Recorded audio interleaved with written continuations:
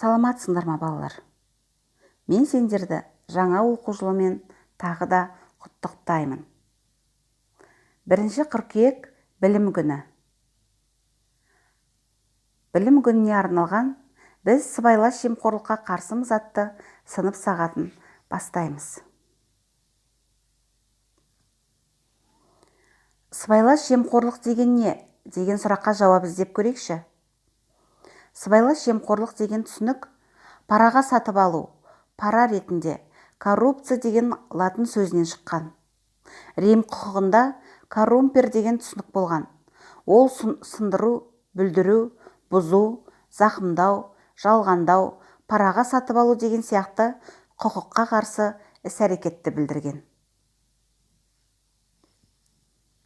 Ал сыбайлас жемқорлықтың шығу тарихы қандай? Жемқорлық біздің заманымыздан бұрынғы 4-3 мыңжылдықтарда алдыңғы Азияда шумерліктерде, біздің заманымыздан бұрынғы 3-2 мыңжылдықтарда Мысыр, өзен аралығы, Үндістан, Қытай, Иудей халықтарында пара алу түсінігі болған.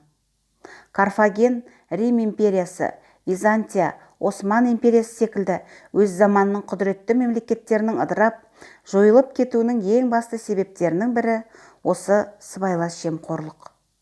Яғни балалар, жемқорлық біздің заманымыздан бұрын пайда болған түсінік екен, иә? Ал мемлекеттің ішінде жемқорлық болса, ол мемлекеттің ешқашанда дамымайтындығын біздің білгеніміз дұрыс.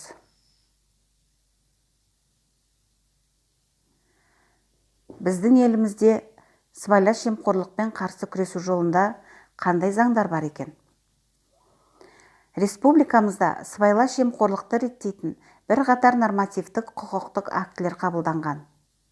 Қазақстан Республикасы 37 мемлекет қабылдаған конвенцияға қосыла отырып, 1998 жылы 2 шілдеде сыбайлас жемқорлыққа қарсы күрес туралы заң қабылдады. Қазақстанда сондай-ақ сыбайлас жемқорлық үшін қылмыстық, тәртіптік, әкімшілік жауапкершілікті реттейтін арнайы нормативтік құқықтық актілер де қабылданды. Оларға мемлекеттік қызмет туралы және сыбайлас жемқорлыққа қарсы іс-қимыл туралы заңдары жатады. Енді балалар, мына суретке назар аударып қарайықшы. Бұнда 2 адамның әңгімесі жазылған. Әскерге барғың келе ме? 20 000 қолма-қол бер, еш қиындық болмайды. Басқа жолы жоқ па? Деп екінші адам терлеп тепшіп кетті. Яғни, бұл жерде әскерге бару үшін екінші адамнан пара сұрап тұрған сияқты. Мына суретте не көрдік? Бұнда да жаңағы бірінші суретке ұқсас мәселе тұр. Жоғары оқу орнында химия кабинетінің алдында 2 адамның тағда әңгімесі. Маған қанша сұрап отыр? Өзің де білесің ғой, 5 000. Келесі суретті қарайық. Бұнда көлік жүргізуші мен жол полиция қызметкерінің екеуінің әңгімесі. Сіз жол ережесін бұздыңыз, деген жол полиция қызметкеріне жүргізуші, бауырым, мынаны ал деп ақша ұсынып тұр.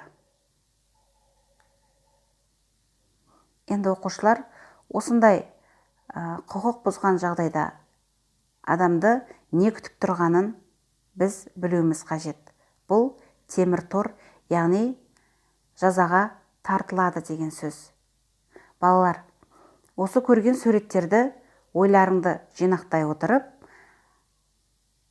кемінде 50 сөзден тұратын эссе жазып берулеріңді сұраймын.